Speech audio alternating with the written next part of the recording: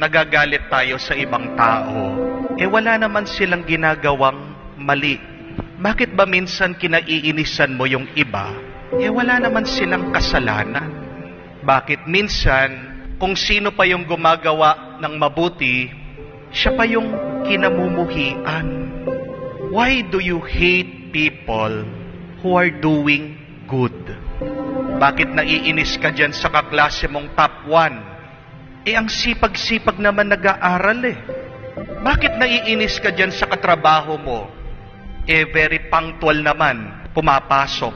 Very organized sa trabaho niya. Napakagaling sa kanyang ginagawa.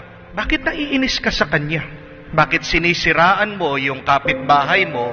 Gumaganda naman yung buhay niya, napapagawa niya yung kanyang bahay. Nagsisipag naman siya sa kanyang trabaho. Pero nakukuha mo pa rin na i-chismis siya. Makakita ka ng butas doon sa buhay niya. Kinakalat mo yung bulok niya. Anong ibig sabihin? Pag galit ka sa ibang tao, ang buti-buti naman ang ginagawa nila. Isa lang ibig sabihin yan, naiinggit ka. Amen? At ayaw mo lang aminin. You are insecure. You are jealous.